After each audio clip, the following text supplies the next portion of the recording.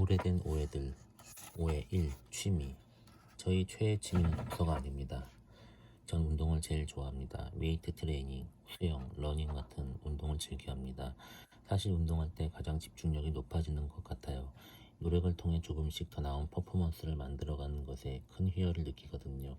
그러니 내가 살아있는 소리라는 카피는 제겐 백주병을 딸 때가 아닌 운동 중에 거친 숨소리를 직접 들을 때 더 어울리죠. 두 번째 취미는 음악입니다. 이건 아마 음악 애호가이신 부모님의 영향이 큰 것 같아요. 지금도 고향집에 내려가면 두 분 다 하루 종일 이어폰을 끼고 각자의 음악을 듣고 계시거든요. 저는 듣는 건 물론이고 혼자서 뚝딱거리며 음악을 만드는 것도 좋아합니다. 심심할 때면 작곡 프로그램을 켜서 비트를 찍고 멜로디를 입히고 이펙트 넣기를 반복하며 혼자 썩 잘 놀거든요. 머릿속에서 형체 없이 떠돌던 의문의 흥얼거림이 실제 소리로 변하는 과정이 매번 신기하기만 합니다.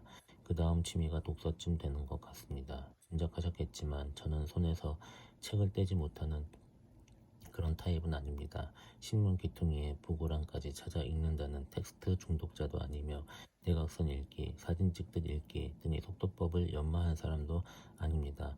앞으로도 이 이야기에도 하루 3권 읽기 같은 독서법에 관한 내용은 전혀 없음을 미리 알려드립니다.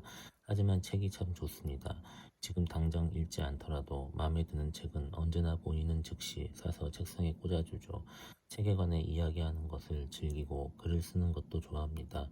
그리고 무엇보다 책이라는 그 물성과 속성의 가장 큰 매력을 느낍니다. 제목, 표지, 목차, 구성, 사파 같은 요소들과 손으로 느껴지는 적당한 무게감까지 하나의 브랜드 같기도 하고 가끔은 인격체처럼 보이기까지 하는 그 끌어당김이 좋습니다. 그러니 책을 많이 빨리 읽는 사람보다는 말 그대로 책을 참 좋아하는 사람이 맞는 것 같습니다. 오해 2. 1. IT 회사에서 근무하는 사람들은 대다수 디지털 러버이거나 얼리 어댑터일 거라는 의뢰에 짐작하는 경우가 많습니다. 물론 제가 일하는 필드인 만큼 새로운 기술과 콘텐츠에 대한 관심의 안테나는 늘 켜두고 있죠. 하지만 의외로 아날로그적인 삶을 사랑하며 인문학적인 이해도까지 갖춘 동료들이 많습니다. 손글씨 메모를 선호하는 로보틱스 연구자, 빈티지 영화 포스터를 모으고 성에 차지 않으면 복원까지 하는 그래픽 디자이너, 여러 권의 시집을 출간한 인공지능 번역 개발자까지 각자의 삶과 영역에서 어느 부분은 기술에 양보했지만 또 어느 부분은 사람 냄새나는 예전 그대로의 것을 유지하고 있죠. 그런 의외성과 만날 때란 마른 입속으로 박하사탕을 하나 던져 넣는 기분입니다. 자칫 좁아지려 하던 시야와 마음을 다시금 열어주는 역할을 하니깐요. 한편 직업에 대한 오해도 있습니다. 브랜딩 일을 한다고 하면 감성의 끝을 달릴 것 같은 이미지인가 봅니다. 위아래 검은색 의상에 두꺼운 뿔테 안경을 쓰고 매 순간 크리에이티브를 외치는 그런 모습을 상상하곤 하지만 현실은 다릅니다. 오히려 논리와 근거를 바탕으로 끝장을 보려는 싸움꾼들이죠. 늘 왜? 라는 질문을 반복하며 단어 하나, 이미지 한 장만 가지고도 밤샘 토론을 이어갈 수 있는 사람들의 집합입니다. 그러니 집중력과 밸런스가 중요하다는 사실을 깨닫습니다. 몰입해야 하지만 헤어나지 못하면 안 되고 날카로워야 하지만 개인의 취향으로 흘러선 안 되니깐요.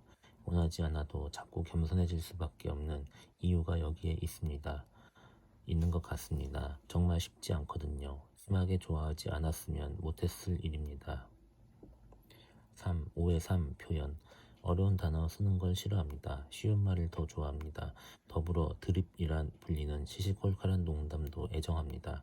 솔직히 다들 메신저 대화 목록에 드립방 하나쯤은 가지고 있는 거 아닌가요? 회사나 학교에서 힘든 일이 있을 때 그 방에다 쏟아내면 소화제 하나를 삼킨 느낌이잖아요.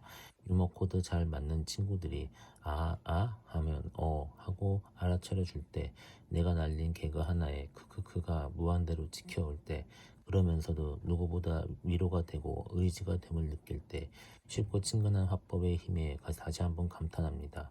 책을 읽다 보면 당연히 비교하는 눈이 생깁니다. 어려운 내용을 어렵게 쓰는 사람이 있고 쉬운 내용도 어렵게 쓰는 사람이 있죠. 하지만 어려운 개념을 누구나 이해할 수 있게, 그것도 쉽게 잊혀지지 않게 매력적으로 풀어내는 작가를 보면 그 사람과 자주 이야기하고 싶다는 생각이 듭니다. 적절한 비유와 상징, 적절한 고른 호흡, 진솔하지만 밍밍하지 않는 문체는 늘 읽는 사람을 설레게 하니깐요. 가끔 친구들이 놀리듯이 말합니다. 넌 맨날 책 읽으면서 이런 말도 모르냐. 하지만 저는 어려운 것을 쉽게 쓰고 싶어서 책을 읽습니다. 그리고 이게 정말 힘든 일이라는 걸 알기 때문에 꾸준히 읽고 생각하고 쓰는 연습을 합니다. 누군가와 말이 통하기 위해서는 서로의 역할이 중요하듯 읽는 입장인 우리도 노력이 필요한 거니까요. 사성에서 만난 어느 작가분이 글쓰기와 관련해 이렇게 말한 것이 기억납니다. 자신이 없을 때는 뭐뭐의 뭐뭐라는 표현을 쓰면 돼요. 그리고 가능한 저 뭐뭐는 어려운 말로 채우면 됩니다. 그러면 독자들은 무심코 넘어가거나 스스로 해석하려다가 더 좋은 답을 찾거든요. 하하, 대신 나는 무책임한 작가가 되는 겁니다. 어렵게 글을 쓰는 사람들은 죄책감을 가져야 해요. 가장 적합한 의미와 느낌을 담기 위해 이 단어를 쓰는 건지 아니면 그저 단어 하나의 모든 역할을 맡긴 채 글쓴이 스스로 도망쳐 버리는 것은 아닌지 늘 긴장하며 읽고 써야 하는 이유죠.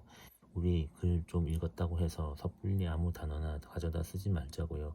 쉽고 간결하고 진솔하고 재미있게 표현하는 연습을 합시다. 물론 이 책 기획자의 도서는 가장 적절하고 명확한 단어를 찾기 위해 최선을 다했습니다.